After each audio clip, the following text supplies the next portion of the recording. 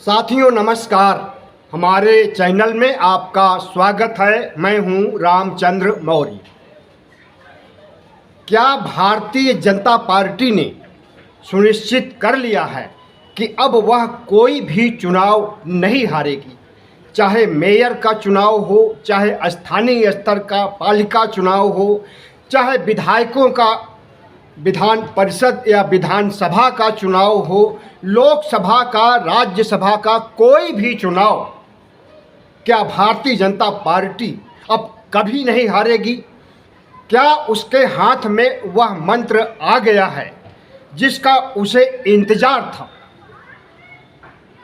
और उस मंत्र से भारतीय जनता पार्टी सालों साल 2047 का जो विकसित भारत नरेंद्र मोदी का बनाने का सपना है, कम से कम वहाँ तक तो जीत पक्की है। प्रधानमंत्री नरेंद्र मोदी पिछले 12 वर्षों से सत्ता में हैं और शुरू के वर्षों में ही जिस तरह से अच्छे दिन आए के नारे लगाए गए थे, जिस तरह के जुमले बिखेरे गए थे, 15-15 लाख, 2 करोड़ नौकरियां, जनता उनके झांसे में आ गई और वोट दिया। 282 सीटों के साथ सरकार बनती है। हालांकि एनडीए को मिलाकर के 300 से अधिक सांसद थे, 303 थे, लेकिन भारतीय जनता पार्टी को जब 2024 में झटका लगा और वह 400 पार के बजाय 240 पर आकर अटक गई, तो नरेंद्र मोदी ने और शाह ने, भागवत ने मिलकर जो रणनीति बनाई उसी को क्रियान्वित कर रहे हैं कि आगे से भविष्य में कोई भी चुनाव भारतीय जनता पार्टी को नहीं हारना है, सभी चुनाव जीतना है। जहां पर वोटर के माध्यम से, भारतीय जनता पार्टी के वोट बैंक के माध्यम से जीत होती है, वह सही है, वैधानिक है, संवैधानिक है। लेकिन जहां पर भारतीय जनता पार्टी की जीत पक्की नहीं है और वहां पर नंबर 2 के हथकंडे अपनाए जाएंगे, तो उसे भी संवैधानिक दर्जा देने के लिए भारतीय जनता पार्टी ने यह मन बना लिया और न सिर्फ चुनाव आयोग को पटाया बल्कि सुप्रीम कोर्ट तक को मैनेज कर लिया। आप समझ रहे होंगे कि हम बहुत बड़ा आरोप लगा रहे हैं। आरोप नहीं, यह हकीकत है। बंगाल चुनाव के दौरान सुप्रीम कोर्ट ने क्या कहा था, एक लाइन पर ध्यान दीजिए। इस चुनाव में नहीं तो अगले चुनाव में वोट दे दीजिएगा, इस चुनाव को छोड़ दीजिए। मतलब सुप्रीम कोर्ट भी नरेंद्र मोदी कि बीजेपी के पक्ष में खड़ा हो गया था और एसआईआर पर जितने मुकदमे दायर किए गए, सब पर दायर करने वाले की हार हुई। तो यह संयोग नहीं है, यह प्रयोग है नरेंद्र मोदी का, और वह मान रहे हैं कि प्रयोग सफलतापूर्वक होता जा रहा है। लेकिन यह नहीं भांप पा रहे हैं कि इस देश के 142 करोड़ लोग अब नरेंद्र मोदी की नंगई, लुच्चई और उनकी जीतने की प्रक्रिया को अच्छी तरह से समझ गए हैं। जो नहीं समझ पाए हैं उन्हें समझाया जा रहा है और जिस तरह से सोशल मीडिया पर नरेंद्र मोदी के खिलाफ जनाक्रोश उमड़ता हुआ दिखाई देता है, हमें लगता है कि अब नरेंद्र मोदी कितना भी छल छद्म, साम दाम दंड भेद या संविधान को रौंदते हुए, लोकतंत्र को रौंदते हुए जीतने की कोशिश करें और परमानेंट हमेशा हमेशा राजा बने रहें, उनकी यह फितरत काम नहीं आएगी। क्योंकि जेन जी अंगड़ाई ले रहा है। इंडिया गठबंधन परिस्थितियों को देखकर अनुकूल माहौल तैयार करने की कोशिश कर रहा है। समूचा विपक्ष नरेंद्र मोदी के निशाने पर आ चुका है और कई छत्रपों का अंत किया जा चुका है। ऐसे में सॉल्यूशन क्या है? नरेंद्र मोदी चाहते हैं कि संविधान लोकतंत्र को रौंदते हुए हम हमेशा राजा बने रहें और संविधान लोकतंत्र को इतना कमज़ोर कर दें कि वह जर्जर होकर अपनी ही मौत धराशायी हो जाए। यह आरोप न लगने पाए कि संविधान को हटा दिया गया और यह भी आरोप न लगने पाए कि संविधान को खत्म कर दिया गया या लोकतंत्र को खत्म कर दिया गया या नरेंद्र मोदी की तानाशाही और अहंकार और आरएसएस के एजेंडे के तहत संविधान लोकतंत्र को खत्म किया गया। सबको पता है यह बात कि अब नरेंद्र मोदी जनाधार के आधार पर, जनमत के आधार पर प्रधानमंत्री न तो हैं न आगे बन सकेंगे। लूट खसोट, गुंडागर्दी, ईवीएम में धांधली, बूथ कैप्चरिंग और एसआईआर जैसे तमाम हथकंडे नरेंद्र मोदी के पास हैं और उन हथकंडों से नरेंद्र मोदी आगे भी जीतना चाहेंगे। लेकिन क्या इस देश की जनता आंखें बंद किए हुए है? कतई नहीं। इस देश में अगर गोदी मीडिया खबर नहीं पहुंचा रहा है तो वैकल्पिक मीडिया, यूट्यूब चैनल हुआ, सोशल मीडिया हुआ, इसके जरिए लोगों तक हर समाचार पहुंच रहे हैं। गांव तक में अब हर हाथ में जब मोबाइल हो गया है तो सोशल मीडिया की पहुंच वहां भी हो गई है। और सोशल मीडिया को उठा करके देखिए, किसी भी प्लेटफार्म पर, चाहे आप इंस्टाग्राम देखिए, फेसबुक देखिए, व्हाट्सएप देखिए, एक्स देखिए, हर प्लेटफार्म पर आपको नरेंद्र मोदी का विरोध करने वाले 3/4 से अधिक मिलेंगे। नरेंद्र मोदी के पक्ष में गोदी मीडिया या आईटी सेल या भारतीय जनता पार्टी के नेता अगर कोई पोस्ट डालते हैं तो देखिए कितनी गालियां दी जाती हैं कमेंट सेक्शन में कि उन्हें कमेंट बंद करना पड़ता है, लाइक अनलाइक सब बंद करना पड़ता है। ऐसी स्थिति आ गई है नरेंद्र मोदी के सामने। और जो उनका जज्बा है कि आरएसएस को साथ लेकर, आरएसएस के पास फौज है तो उस फौज को साथ लेकर आगे बढ़ें और असंवैधानिक ढंग से, अप्रजातांत्रिक ढंग से चुनाव तो जीतना ही है, किसी भी ढंग से जीते।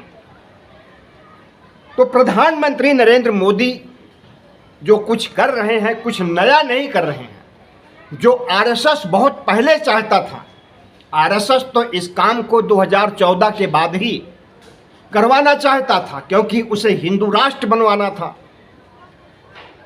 लेकिन उस समय तक नरेंद्र मोदी प्रजातंत्र में और संविधान में कुछ विश्वास करते थे। और जब से 2024 में नरेंद्र मोदी के कई मंत्रियों ने, कई बड़े नेताओं, सांसदों ने कहा कि 400 पार सीटें हमें दीजिए, हम संविधान बदल देंगे, तो भारतीय जनता पार्टी आरएसएस की मंशा सतह पर आ गई और पूरे देश ने देखा कि यह लोग संविधान के रक्षक नहीं हैं, संविधान के भक्षक हैं। और इसी मुद्दे पर 240 सीटों पर सिमट गई भारतीय जनता पार्टी। अगर संविधान की तरफ कुदृष्टि नरेंद्र मोदी गलत ढंग से संविधान को देखेंगे या उसकी परिभाषा करेंगे, संविधान के रास्ते पर नहीं चलेंगे, तो वही होगा या उससे भी बुरा होगा जो 2024 में हुआ था। 2029 में 240 भी नहीं, हो सकता है कि 40 पर आकर के सिमट जाए भारतीय जनता पार्टी। कांग्रेस को 44 सीटें मिली थी 2014 में। अगर बीजेपी को 2029 में 40 सीटें मिलती हैं तो कांग्रेस से भी गई गुजरी मानी जाएगी।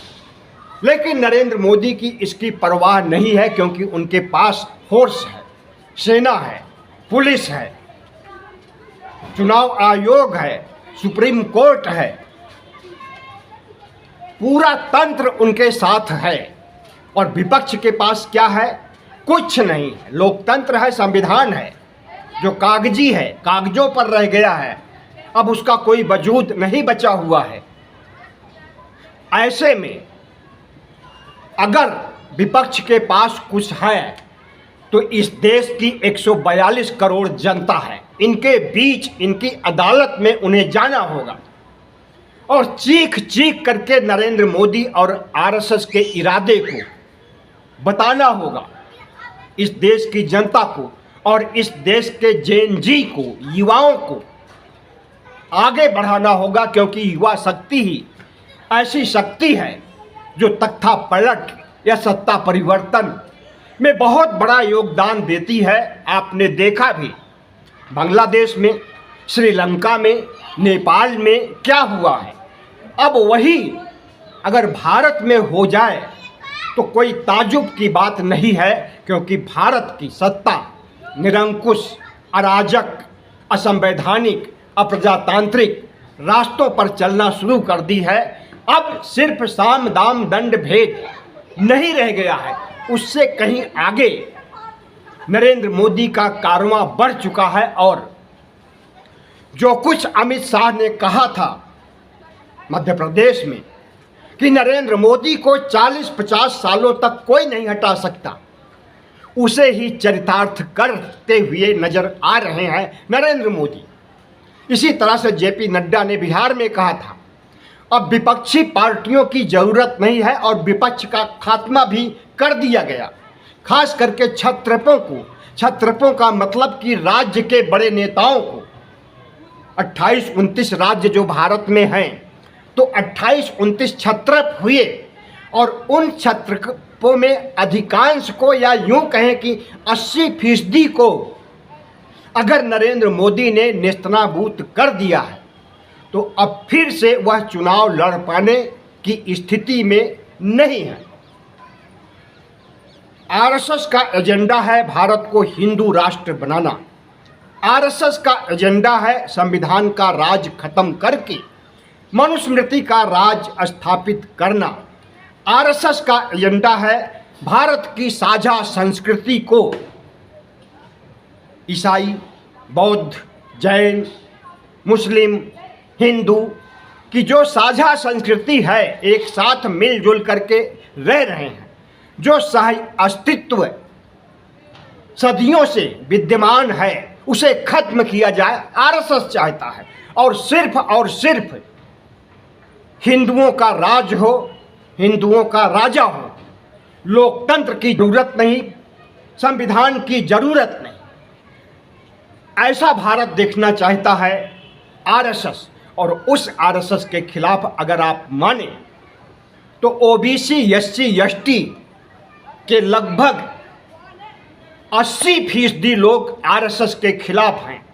20% में आ जाएंगे आरएसएस के भक्त, जो अनपढ़, गंवार, जाहिल भारतीय जनता पार्टी के अंधभक्त हैं। ओबीसी, एससी, एसटी में बहुत सारे अंधभक्त हैं और उन्हीं अंधभक्तों की वजह से नरेंद्र मोदी की 3 बार सत्ता बनी, वरना इनके 10% सवर्ण वोट से कभी भी नरेंद्र मोदी की सरकार नहीं बन सकती थी। सवर्णों का वोट 10 से 12% के बीच है इस देश में, कुल 98 करोड़ मतदाता हैं। तो ओबीसी, एससी, एसटी के 80% मतदाता अगर चेत लेंगे और इस देश के युवा में सिर्फ ओबीसी, एससी, एसटी नहीं है, सवर्ण वर्ग के युवा, बल्कि यूं कहें कि सवर्ण वर्ग के युवा ज़्यादा प्रभावित हैं इस सत्ता से, ज़्यादा दुखी हैं। तो सारे युवा अगर मिल करके, लगभग 45 करोड़ हमारे देश में युवा हैं जिन्हें जेन-जी कहा जाता है, अगर 45 करोड़ ये प्लस ओबीसी, एससी, एसटी के नाराज वोटर एक मुश्त वोट विपक्ष को, राहुल गांधी को, इंडिया गठबंधन को देकर जिताना चाहेंगे तो नरेंद्र मोदी कितनी भी धांधली करें, कितना भी SIR करवा करके या कितना भी सुप्रीम कोर्ट के कंधे पर बंदूक रख करके चलाने की कोशिश करें और चुनाव आयोग को मैनेज करें, कितना भी EVM से छेड़छाड़ करें, नहीं जीत सकते हैं। और अगर जीतते हैं तो फिर इस देश की जनता क्रांति करना भी जानती है। समग्र क्रांति हुई थी 1975-76 में, जयप्रकाश नारायण ने आयोजित किया था इंदिरा गांधी के खिलाफ। उसमें युवाओं की ही बड़ी भूमिका थी। सत्ता पलट हो गया।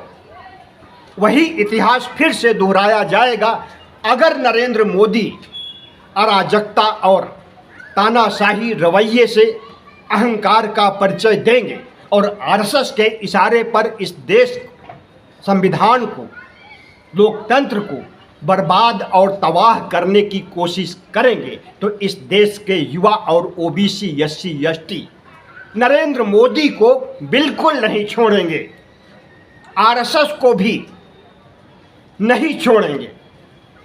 वीडियो अच्छा लगा हो तो चैनल को सब्सक्राइब कीजिए, लाइक कीजिए और शेयर कीजिए।